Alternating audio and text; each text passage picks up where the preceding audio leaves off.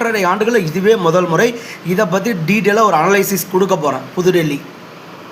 புதுடில்லி இந்தியாவின் மொத்த விற்பனை விலை பணவீக்கம் கடந்த ஏப்ரல் 2026இல் 8.3% அதிரடியாக உயர்ந்துள்ளது. மத்திய வர்த்தகம் மற்றும் தொழில்துறை அமைச்சகம் வெளியிட்டுள்ள தரவுகளின்படி மார்ச் மாதத்தில் 3.88% இருந்த இந்த சதவிகிதம் ஒரே மாதத்தில் இவ்வளவு பெரிய உயர்வை சந்தித்திருப்பது கடந்த 3.5 ஆண்டுகளில் இதுவே முதல் முறை.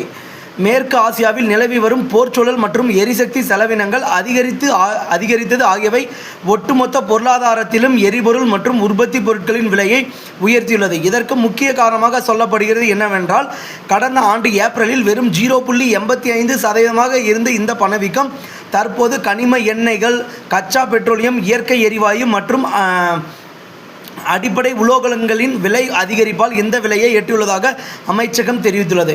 நாட்டினுடைய பணவீக்கத்தை தீர்மானிக்கக்கூடிய விஷயமாக இருக்கக்கூடியது கனிம வளங்கள், கனிம எண்ணெய்கள், கச்சா பெட்ரோலியம், இயற்கை எரிவாயு மற்றும் அடிப்படை உலோகங்களின் விலை அதிகரிச்சிருக்க காரணத்தினால இந்த சதவீதத்தை எட்டியுள்ளதாக அமைச்சகம் தெரிவிச்சிருக்காங்க. அதனால் நாம் வாங்கக்கூடிய ஆயில்ஸ், அப்புறமேட்டு பெட்ரோல், டீசல்ஸ் இதுக்கான பயன்பாடுகளை கொஞ்சம் குறைக்கக்கூடிய சூழ்நிலை ஏற்படும்னு சொல்லியிருக்காங்க. கச்சா பெட்ரோலியத்தை பொறுத்தவரை பணவீக்க விகிதம் ஏப்ரலில் 88.06% எட்டியுள்ளது. இது அக்டோபர் 2021க்கு பிறகு பதிவான மிக உயர்ந்த அளவாகும். அதே போல எரிபொருள் மற்றும் மின்சார பிரிவில் பணவீக்கம் 42 மாதங்களில் இல்லாத உச்சமாக 24.71% உயர்ந்துள்ளதும் கவலையளிப்பதாக உள்ளது.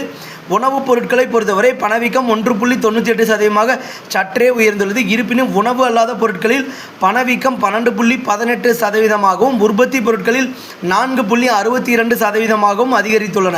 குறிப்பாக எஸ்பிஜி பணவீக்கம் 10.92%, பெட்ரோல் பணவீக்கம் 32.40%, டீசல் பணவீக்கம் 25.19% கிடுகிடுவென உயர்ந்துள்ளதை அரசு தரவுகள் உறுதிப்படுத்துகின்றன. ஹார்முஸ் ஜலசந்தி முற்றுகை மற்றும் மேற்கு ஆசிய போர் காரணமாக இந்தியாவுக்கு வரும் கச்சா எண்ணெய் இறக்குமதி பாதிக்கப்பட்டு சர்வதேச சந்தையில் விலை உயர்ந்தது இந்த பணவீக்க உயர்வுக்கு அடிப்படை என்று பொருளாதார வல்லுநர்கள் கூறுகின்றனர். மே 2026இல் இந்த ஒட்டுமொத்த பணவீக்கம் 9% தொடக்கூடும் என்று இந்தியா ரேட்டிங்ஸ் நிறுவனத்தின் இயக்குனர் மேகா அரோரா எச்சரித்துள்ளார். இதுவரை கச்சா எண்ணெய் விலை உயர்வுக்கான சுமையை அரசாங்கமும் எண்ணெய் நிறுவனங்களும் ஓரளவுக்கு தாங்கிக் கொண்ட நிலையில் இனி அதன் நேரடி தாக்கம் நுகர்வோர் மீது எதிரொலிக்கும் என்பதால் வரும் நாட்களில் நிலைமை இன்னும் சவாலாக இருக்கும் என கருதப்படுகிறது. இது என்ன சொல்கிறது வராங்கன்னா, ஒட்டுமொத்த பணவீக்கமும் 9% தாண்டி தொடக்கூடும்னு சொல்லி இந்தியா ரேட்டிங்ஸ் நிறுவனம் இப்போதைக்கு